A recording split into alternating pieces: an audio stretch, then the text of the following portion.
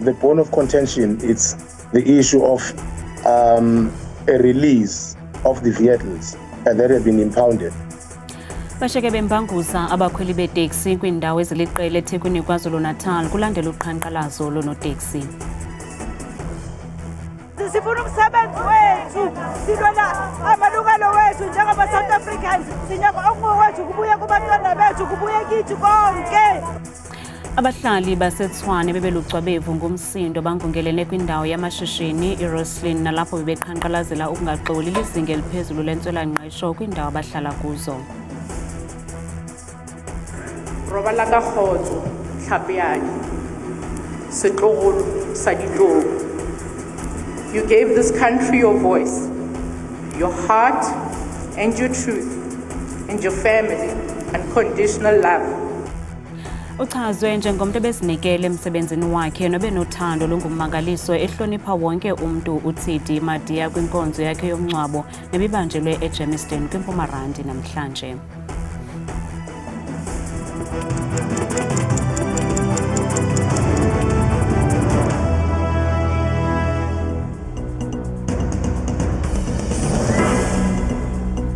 Sinamkele kwindaba zethu andaba indodwa ndaba nophumza sikhumba noyitoliki yolimi lwezandla Botani Mzonsundu. Basheke bedinga abakhweli baseThekwini KwaZulu-Natal ngentsasi yanamhlanje emva kokuba iiteksi zasekuhlaleni zinqumamise ukusebenza. Kuvakala ukuba ibhunga leteksi ngaphansi kwe-eThekwini Municipality Taxi Council lemise ukusebenza kweeteksi zalo ngenxa yokuthinjwa kweeteksi ezingama-25 kwiveki ephelileyo ngamapolisa endlela eClermont. Ibhunga leteksi elisebenza ngaphansi kweSantaco lidize ukuba ukumiswa kokusebenza kweteksi eThekwini namhlanje kuphathelene nokuthinjwa kwezinye kwanemiba yeempephamvume zokusebenza kwazo. The bone of contention, it's the issue of a release of the vehicles that have been impounded, because the concern is these vehicles have got to go through a process which is legally prescribed by the legislation. And currently, there are case scenarios whereby we as operators do not keep our operating licenses on the vehicles because sometimes they get lost, they're torn, or they get washed by the drivers. And eventually, when you want to renew, you are required to produce the very same operating license. And when it's lost, then the process is cumbersome. Abakhweli bathi bebengazi ngokunqunyanyiswa kokusebenza kweziteksi. Ngizwe nje sengimsebenzini ngenza amateksi angabikho ngakusasa ngasazi masitshela abaphathi bethu nathi bathi bathole sekulethi mawusakwazi basibuyise lakhe ezindlini. Isitila ndisibone efonini ngisizwile kodwa angiqondanga ukuthi ngaba ndizothi mase ngifika lana imoto ningayifumani. Lapho ngisuka khona ngiyitholile imoto, ngitholile ibhasi ngelakhi yami. Mase ngifica lana imoto azihambi. Since 4 o'clock ngilana. Until manje ngiselana. Kambe imibutho ithi nakubeni kuza kuba nefuthe elibi ezibhokothweni ukunqunyanyiswa kokusebenza kweeteksi zabo, kodwa le yindlela yokuthumela umyalezo ocacileyo.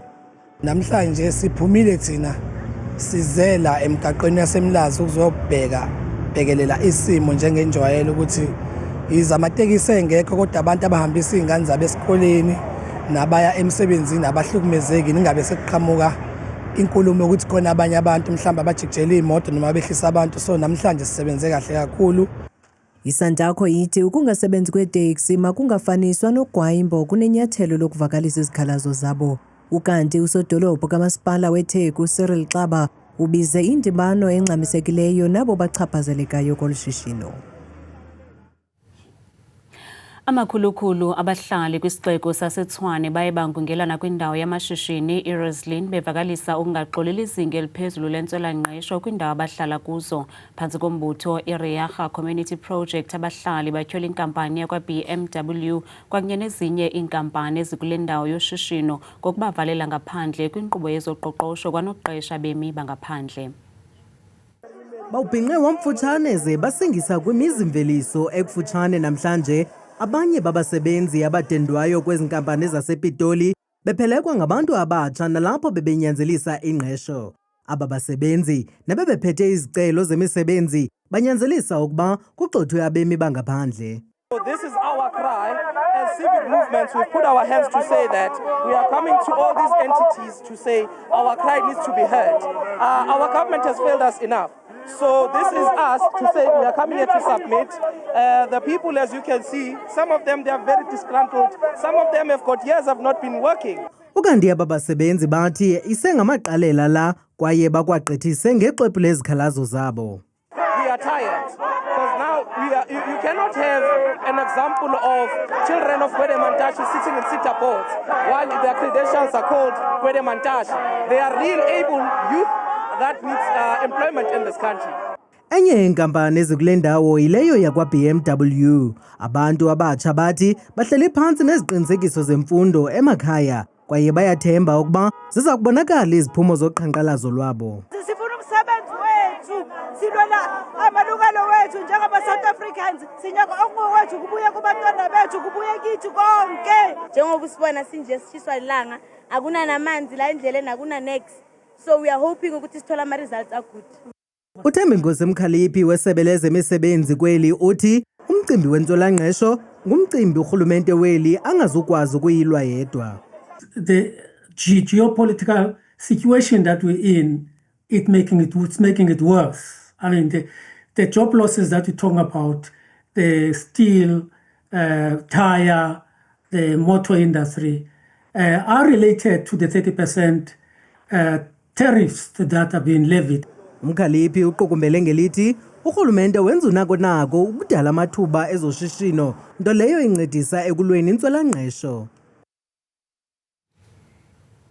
Kusenjalo abahlali kwakunye nosomashishini eStandartini eMpumalanga baye baqhankqalaza ngaphandle kumasango eziko eliphehla umbane uEskom ithuthuka benyanzelisa ukuba banikwe imisebenzi kwakunye namathuba oshishino. Batyhola abalawuli beliziko ngorhwaphilizo kwaye bathi bayafunjathiswa ziinkampani ezinikezela ngeenkonzo kweli ziko.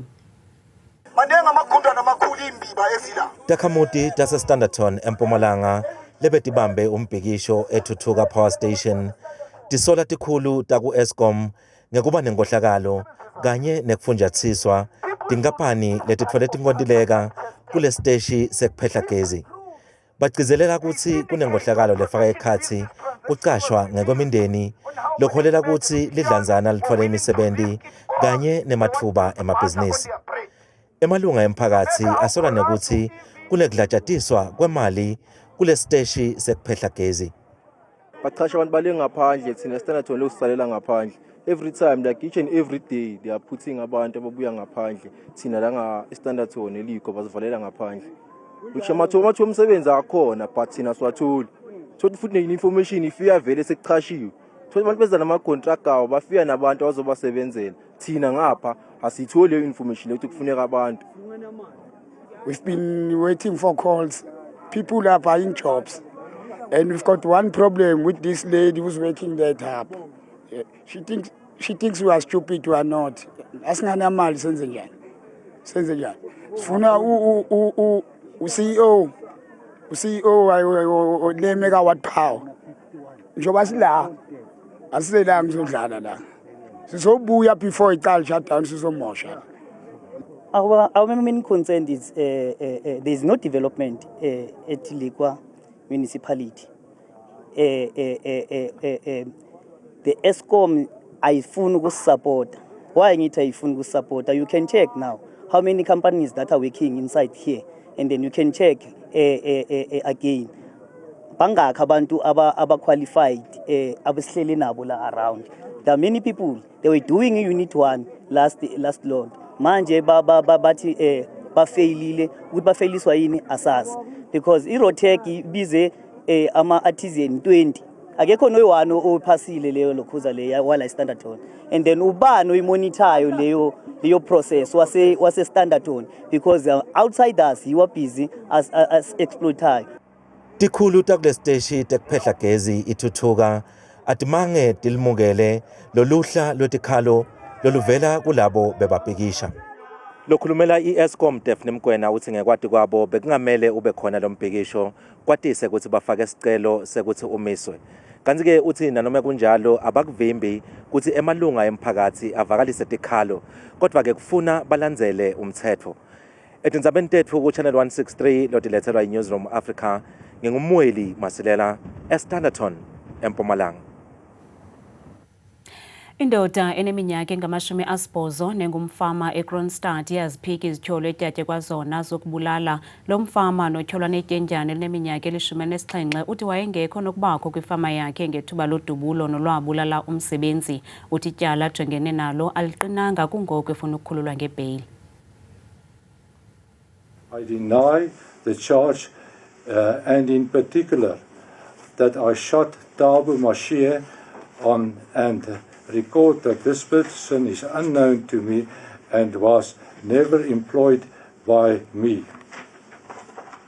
B, that I was on the farm when the shooting took place and declare that I was at my practice situated at 54 Brand Street, Kroonstad, and only arrived at my farm after the shooting incident occurred.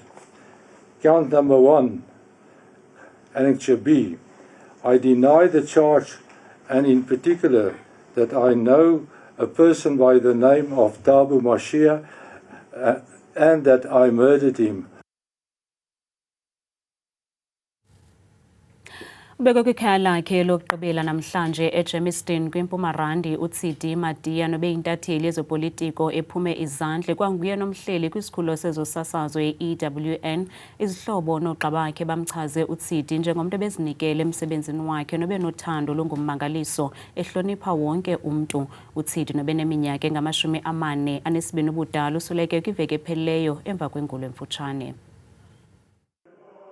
Ibigcwele ime ngembambo ityalike yamakatolika yaseSan Salvador eGermiston. Usapho, izihlobo noogxa bakaTsidi Madia bekuvalelisa ukugqibela kule ntatheli iphume izandla yakwaMadia. Bezithontelana ziphokoka ke iingcinga neenkumbulo zamaxa amyoli oogxa bakhe bezityanda igila ngogxa wabo. It's no surprise at all that Tsidi has never won in a war. But what she does know, and what she knew, is that she had the ability to win over people's hearts. Whoever she came in contact with, you know how she made you feel. I think all of us would agree that in her short life, her short career, she accomplished what most of us still inspire to. And to me, that is deserving of a lifetime award. Ukanti abo azalwa nabo uTsidi bathi ukusweleka kwakhe ilahleko enkulu kubo kwaye ubomi abusayikuze bufane. You always brought us together as a family, making sure our gatherings were full of love, laughter, and fun. You made every moment bigger, brighter, and warmer just by being there. Ufundiwe ke nomyalezo ubuvela kutata wakhe, utata kaTsidi. Uthi esisithonga sokusweleka kwentombi yakhe sihlabanisele cabangweni kodwa nangona kunjalo uthi uyazingca kakhulu ngentombi yakhe. I admired how headstrong and courageous you were, never afraid to speak truth and to live boldly. As your father, I am proud of the woman you became. Proud of the journalist who gave a voice to South Africans. uTsidi Madia ushiya ngasemva kulomhlaba umagadahlabayo ngameva nenkunzane utata wakhe, abantwana bakokwabo ababini nabatshana bakhe. Uyithungile ke injobe ebandla kwaye ebelilizwi labo bangenalizwi. Ugalele ngazo zonke de kuphukane yokuhlanganisa ntombi kaMadia.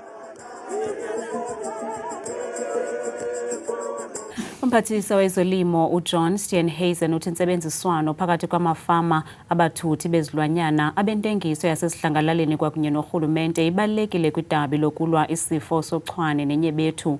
Ukuzana njengoko icandelo lemfuyo liphantsi koxinzelelo sesi sifo sochwane nenyebethu kumaphondo ohlukeneyo eli.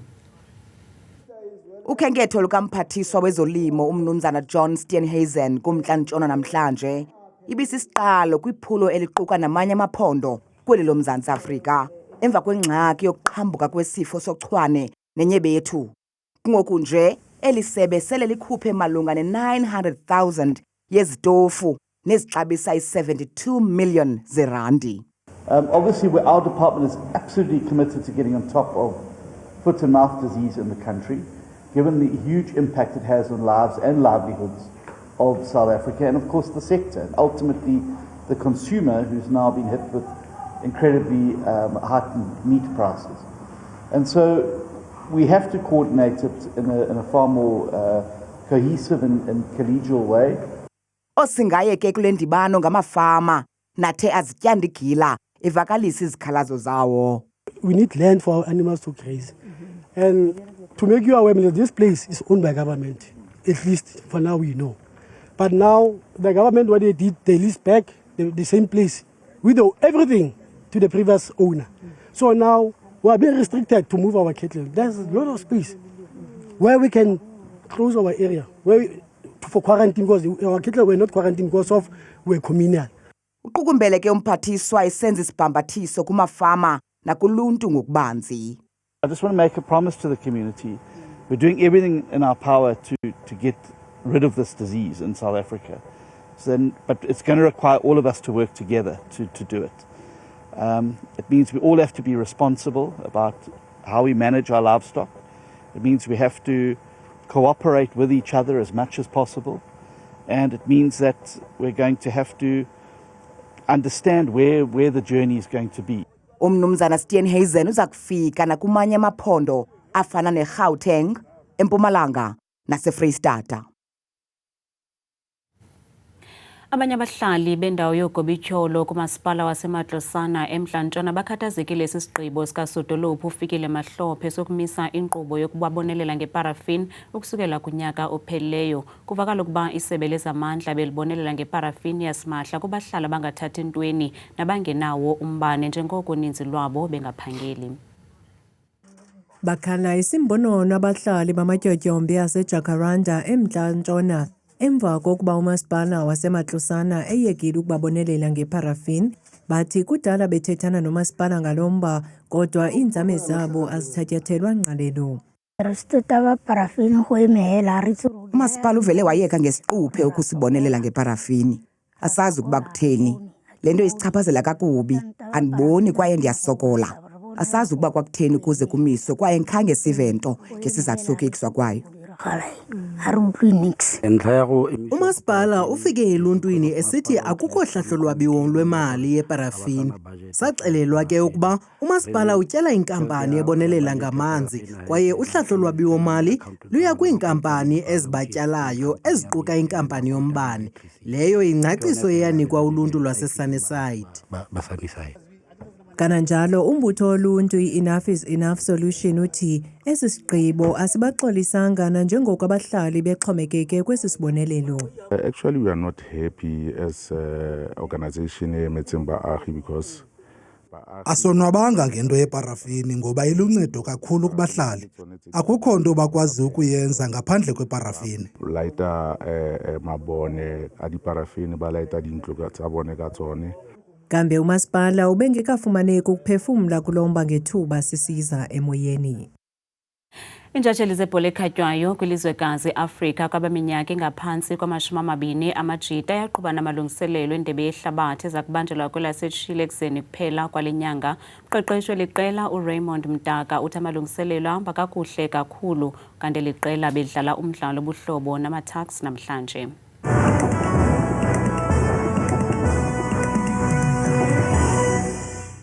Kakhulu ke mamqwathi nomamzangwa ezindabeni ndiyakubulisa nawe mbukeli wami apha ekhaya. Ndikwamkele kaloku eqongeni lam leMozulu bethuna ke mna ngegama ndinguthabile intswakazi yabathembu. Mvanje ke nantsi imozulu. Masifike mbukele ekhaya kaloku siphawuleni bethuna iziganeko zamvanje ke mpela kuMzantsi Afrika uphela noko mbukele kakhulu xhaphake mpela ke iimeko zokusibekela kwezulu ngamandla futhi phakulo lonke nje elaphondo elisentshona koloni mpela pha ngasenqomeni futhi kwasekuseni koFred and Dal bevuswa ku10 degrees qaba ngamafu naphaya kwaBeaufort West bakhona futhi xa beyivala beyisonga lamini ngomso ngama-20 nje akhatshwa sisine kanti ke wona mbukeli wam maqondo wakho phansi naphezulu lokuqala iphondo bethuna kuphaya kaloku empuma koloni mpela ke kwakhona futhi mbukele ekhaya kumbindi nentshona yelaphondo phaya koKaladoke futhi naseMonti eMdantsane phaya zintshizane zithe xhaxhe yonke lantsasa futhi ngaye la 15 degrees nansi kwakhona bethuna kaloku imozulu ephondweni laphaya futhi eFreystata ngamandla ke emzantsi futhi ke kumbindi phala kwimpuma yelaphondo njengapha kaloku Ficksburg ekseni futhi khona ingqele lapha engephi ngo4 degrees bayivale beyisonga la meko phaya futhi ngezomvula nendudumo nansi kwakhona bethuna imozulu phaya ephondweni kaloku futhi ke elisentshona koloni njengamandla futhi pha kumntla-mpuma olaphondo Beaufort West kwasekuseni futhi ngaloo mafa bikwempela ngenxa yakhe kaloku futhi ke la 9 degrees nansi imozulu ephondweni lapha kaloku futhi ke ko-Northern Cape ngamandla kwakhona futhi ke kwintshona namantla walaphondo Upington kwasekuseni futhi ngo-12 degrees napha koDiara futhi kuyabanda xa bevuka ngomso kanti ke benjenje phaya ephondweni futhi ke elisa Northwest ngomso mpela pha kumbindi nencam nempuma yelaphondo njengapha koKlerksdorp kwasekuseni ngaloo mafu ekhatshwa yinkwanka ka7 degrees nansi bethuna imozulu phaya ephondweni futhi kaloku eliseGauteng ngamandla ke kumbindi walaphondo futhi Johannesburg phaya nakoSoweto ngaloo mafu yonke lantsasa naseSprings ekseni futhi ke mbukeli wam bevuswa siso kaloku futhi isibhozo nyuka nam kokubanzi phaya ephondweni kwakhona futhi elizinze phaya eLimpopo ngamandla pha kumazantsi olaphondo futhi nakumbindi njengaphaya koPulukwane kwasekuseni loo mafu mpela ngelashumi nje elikhatshwa sesithathu sehle njalo ngokubanzi phaya ephondweni laphaya empumalanga ngamandla mzontsundu apha ekhaya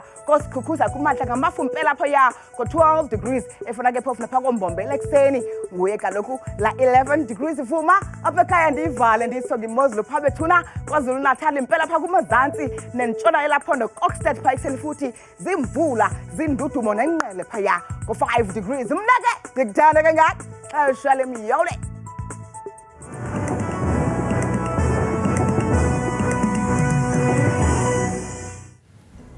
kamnandi mawethu.